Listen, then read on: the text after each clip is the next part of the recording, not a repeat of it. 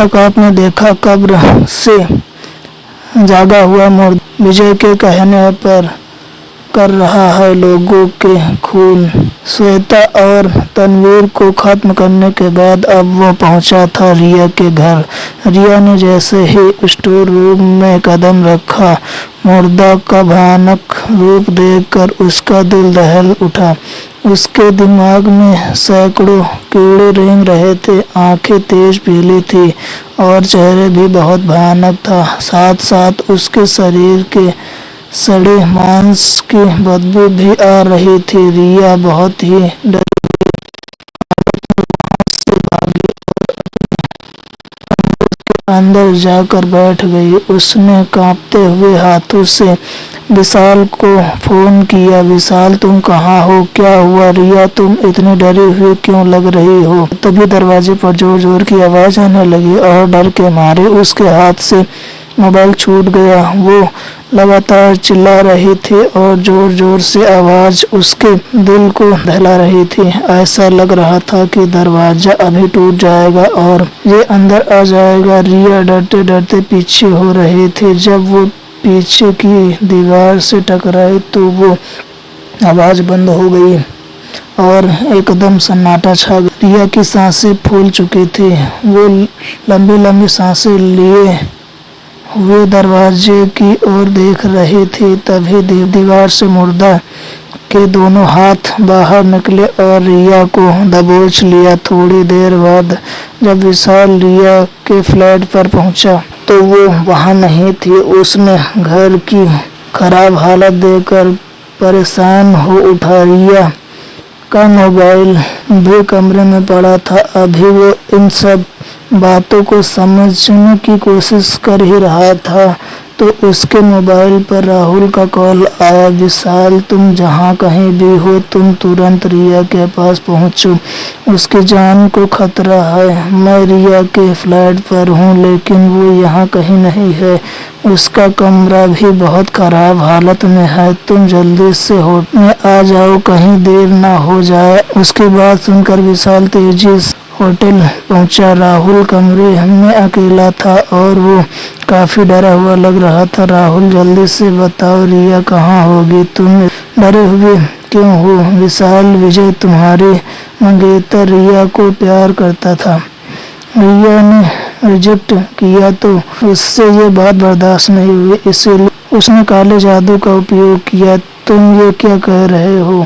उस दिन जब रिया ने पूरे कॉलेज के सामने उसे बातें सुनाई तो उससे ये इंसल्ट बर्दाश्त नहीं हुई। श्वेता और तनवीर भी इसी वजह से मारे गए क्योंकि उस टाइम वो उस पर हंस रहे थे। अब वो रिया को भी मारने वाला है। ये सुनकर विशाल डर गया।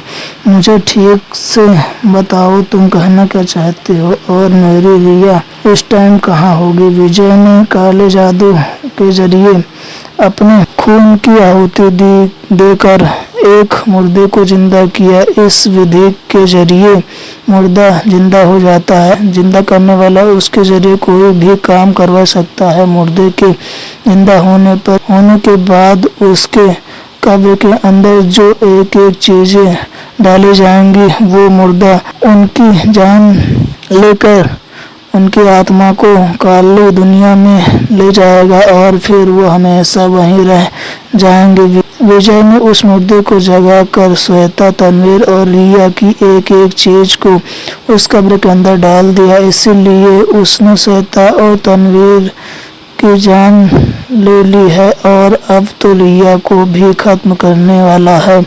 तो क्या रिया कि वो चीज उस कब्र से निकालने पर उसकी जान बचाई जा सकती है?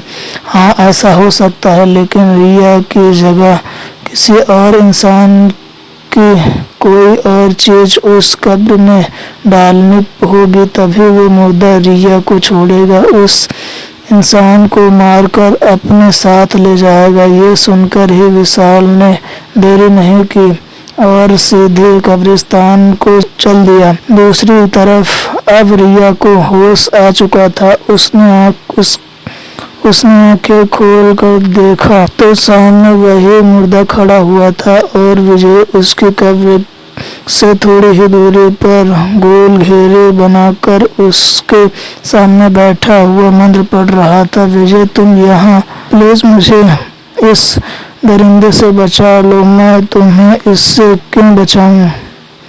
इसे तो मैंने जिंदा ही इसीलिए किया है कि तुम्हारी और तुम्हारे दोस्तों की आत्माएं इसके हवाले करके तुमसे अपनी इंसल्ट का बदला ले सकूं। ये सुनते ही रिया हैरान रह गई और बोली, तुमने इस मुर्दे को जिंदा किया है?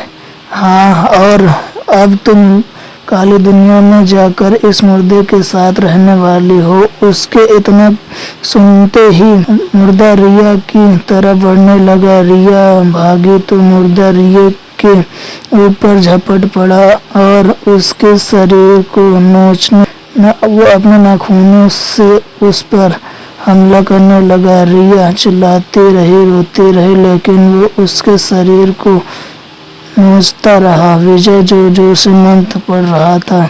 उसके मंत्र की शक्ति से जिस गोल घेरे में बैठा हुआ था वहां की जमीन फट गई। वहां काली दुनिया का रास्ता बन गया। मुर्दे ने रिया के बाल पकड़ा, उसको दरवाजे की तरफ घसीटने लगा। विजय लगातार हंस रहा था और रिया चिल्ला रही थी। तभी वहां पर विजय और राहुल पहुंच गए। छोड़ो मेरी रिया को। अब विशाल को राहुल की कही बात याद आई। अगर रिया की वो चीज जो मुर्दे की कब्र में पड़ी है उसको निकाल कर उसकी जगह किसी और इंसान की चीज डाल दी जाए तो वो मुर्दा रिया को छोड़कर उसकी जगह उस इंसान को अपने साथ लेके जाएगा। विशाल ने देखा कि विजय की शर्ट पर उसका पेन लगा हुआ है। उसने विजय के पॉकेट से पेन निकाल लिया। पेन लेके वो कब्र के पास गया। उसने कब्र में गिरा हुआ बैंडेड निकाला। विजय का पेन उसके अंदर फेंक दिया। मुर्दा जो रिया के बाल पकड़कर उसको दरवाजे की तरफ घसीट रहा था, उसने अचानक रिया को छोड़ दिया। ये तुम क्या कर रहे हो? तुमने रिया को क्यों छोड़ दिया? इसकी जगह मैं तुझे अपनी काली दुनिया में मैं तुझे लेके जाऊंगा। अब विधि बदल चुकी है। ऐसा कहकर उसने विजय की गर्दन पकड़ी। विजय को गड्ढे की तरफ घसीटने लगा। विशाल ने रिया को संभाला। रिया विशाल का नाम पुकारते हुए उसके गले लग गई। दोनों खड़े विशाल की मौत का तमाशा देखते रहे। मुर्दा विजय को लेके उस गड्ढे के अंदर चला गया जो कि काली दुनिया का दरवाजा था। कब्रिस्तान के अंदर विजय की आखिरी चीख गूंज गई।